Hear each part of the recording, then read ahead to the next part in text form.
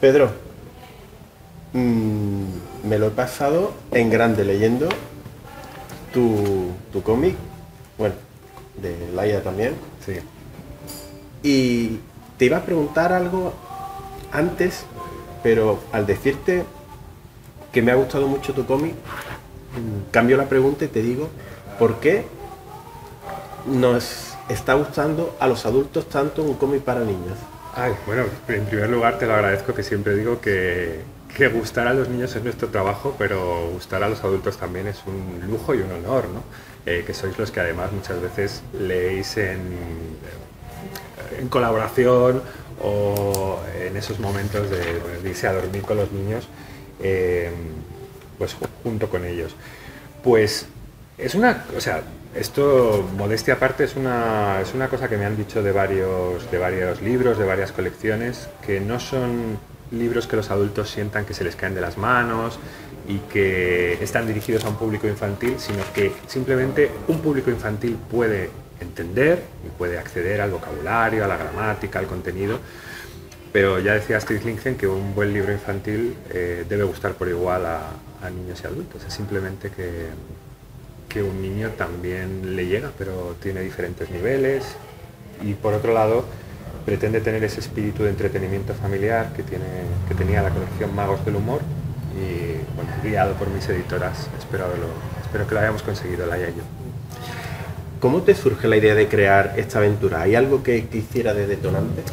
Sí, en honor a la verdad fueron mis editoras las que me dieron la premisa básica, que eran los viajes en el tiempo, porque ellas son grandes admiradoras del cómic europeo, del cómic franco-belga, de Tintín, de Asterix.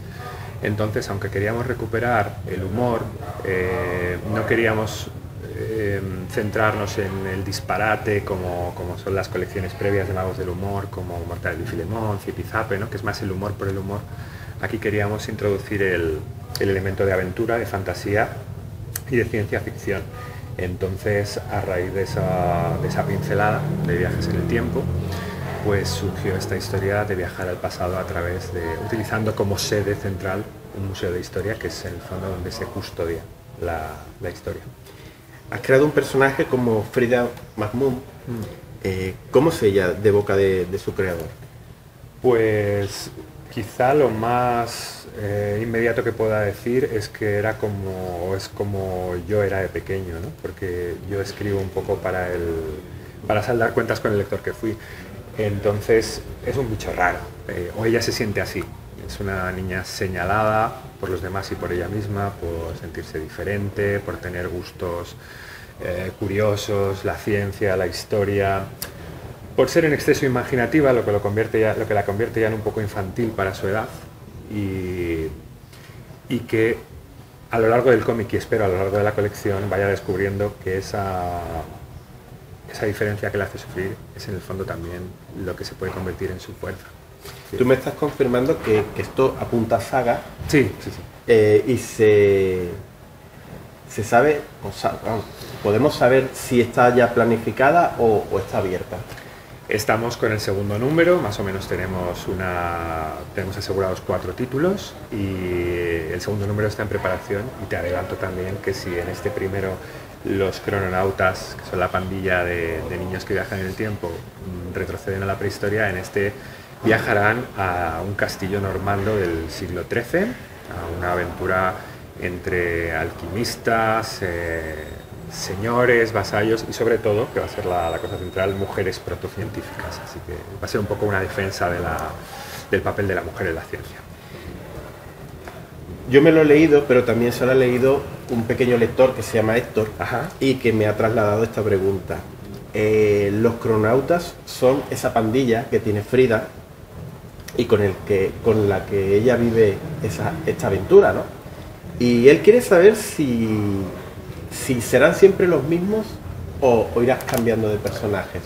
Pues como son una pandilla nutrida, yo pienso que a veces no todos irán a todas las épocas, y al mismo tiempo, como hay tanto donde elegir en la historia de personajes divertidos, de épocas que nos gustará introducir, pues irán, habrá movilidad, porque esos 5 que acompañan a Frida son los aprendices del tiempo, pues así se les llama, pero los crononautas son un grupo mucho más grande que vive en el museo y de los que por supuesto no hemos visto a todos los integrantes. Ahora en este segundo veremos a un adolescente vikingo que va a meter en más de un problema a Frida porque quiere competir con ella. Así que dile a Héctor que no se preocupe y que si tiene alguna sugerencia, yo he visto además, hoy justo me parece que acabo de responder al tweet en el que habláis de que Héctor ha hecho una reseña, y dile que no se preocupe y que si quiere dar sugerencias serán bienvenidas.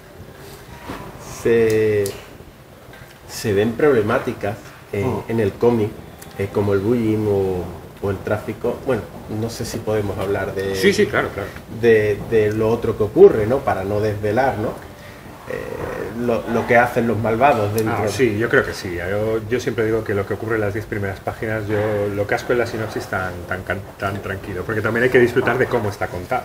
Entonces, ocurren una serie de cosas donde se ven una serie de problemáticas que le ocurren a nuestros protagonistas, pero también se ven valores, ¿no? Como la amistad, como los valores de la educación, sí, entonces, del compañerismo. Yo quería comentarte, ¿eso es una intención que tú tienes a la hora de crear el cómic? ¿O primero creas una aventura, luego le das los valores? ¿O tú piensas en los valores y dices, bueno, para hablar de estos valores quiero crear una aventura? No, afortunadamente yo creo que ya nos estamos librando poco a poco los autores de infantil y la literatura infantil de esa obligación de ser un género didáctico y de tener una moraleja, y sobre todo una moraleja alrededor de la cual orbite todo lo demás. Otra cosa es que nuestros valores, igual que en la literatura para adultos, fluyen, ¿no?, a través de la escritura, y al final se entiende que hay un mensaje, algo que queremos contar, muchas veces una obsesión que repetimos una y otra vez. En mi caso es esto de la diferencia y del ser señalado. Entonces son cosas que surgen después. Una vez que tenemos la historia, por lo menos yo, una vez que tengo la historia, me pregunto, ¿y qué estoy contando yo más allá de lo que se lee en los diálogos, ¿no? De qué quiero transmitir y qué quiero decir sobre ello. Entonces son cosas que surgen parejas a la historia, no están proyectadas. Es una saga donde se habla de los viajes en el tiempo, pero al pasado. Entonces, ¿viajarán al futuro? De momento, en el segundo se verá, casi empezamos con eso, las reglas de esta colección es que, digamos que el presente, que es de donde sale Frida, es la locomotora del tiempo, con lo cual, igual que en un tren, tú puedes ir a los vagones de atrás, pero no puedes ir hacia adelante. Digamos que hay un tiempo que encabeza el avance de la historia y más allá del cual no puedes pasar. Pero también en las colecciones las reglas están para romperlas y para ver lo que pasaría si se intentara. Entonces, en el futuro, espero que viajen al futuro. Me viene a la cabeza, leyendo el cómic, pues, por ejemplo, Noche en el Museo, sí. Doctor Who, y bueno, y el Ministerio del Tiempo, ¿no? Es una forma de acercar a las generaciones más jóvenes estas series que nosotros de adultos o de viejos ya hemos disfrutado. De adultos. Pues son referentes que sin duda pesan mucho, ¿no?, a la hora porque todos los conocemos.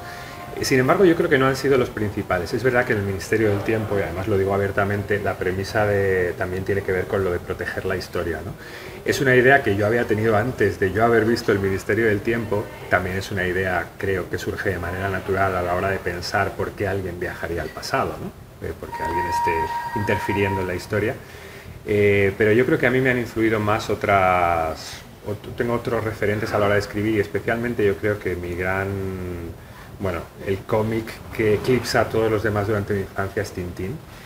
Entonces Tintín, es verdad que no viajaba en el tiempo, pero viajaba en el espacio, y esa vocación de lo exótico, de lo extraño, de los personajes peculiares, de esos malos que son como malos muy excéntricos, que quieren cosas muy peculiares, pues todo eso está en Frida más que esos referentes que han mencionado. Creo yo que he pensado sobre todo en Tintín.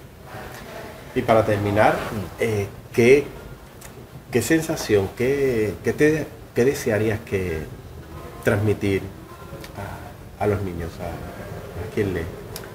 Pues yo siempre digo que escribo para saldar cuentas con el niño que fui, que como he explicado era un poco bicho raro. Entonces, si los niños se llevan después de leer el cómic la impresión, después de divertirse, de entretenerse, del mero disfrute literario, que es ante todo nuestra labor, se llevan la sensación de que eso que les hace sufrir por ser distintos, eso por lo que se sienten señalados, se puede convertir en su fuerza, y sobre todo que en un entorno sano de amistad, de compañerismo, de solidaridad, eso puede ser algo que juega a tu favor. Pues si aprenden eso, si tienen esa esperanza de que no van a sufrir siempre por ser distintos, yo con eso me doy por contento. Pues me parece una reflexión estupenda y yo también lo he pensado, pero también te tengo que reconocer, para ser más materialista, sí, que también cuando lo he leído he dicho, ¿viajaría yo al pasado? Dudando de si te daría... Sí. No, es que sí, suena muy atractivo, pero... Suena atractivo, pero peligroso también. Muy peligroso. Yo creo que sí, alguna asomadita me daría, pero no sé a qué época. Al final el que es aventurero y picaría. Bueno, yo he de decir que yo soy aventurero en mis libros, en la realidad lo he sido menos. Pues ha sido un placer, Pedro.